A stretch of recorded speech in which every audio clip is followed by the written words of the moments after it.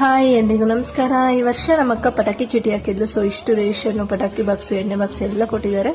So ಲಡ್ಡುಗಂತೂ ಪಟಾಕಿ box ಯಾವಾಗ open ಮಾಡ್ತೀನಿ ಅಂತ ತುಂಬಾನೇ ಕಾಯ್ತಿದ್ದ. ಅದಕ್ಕೋಸ್ಕರ ಬಂದ ತಕ್ಷಣ ಬಾಕ್ಸ್ ಓಪನ್ ಮಾಡಿ ಏನೇನಿದೆ ಅಂತ ನೋಡ್ತಿದ್ದ. ನನಗೂ ಎಕ್ಸೈಟ್ಮೆಂಟ್ ತಡೆಯೋಕ್ಕಾಗ್ದಿರೋ ಒಂದೇ ಒಂದು ಚಿಕ್ಕ ಸುಸುರು ಬತ್ತಿ ಅಲ್ಲೇ ಅನಿಸ್ಬಿಟ್ಟೆ.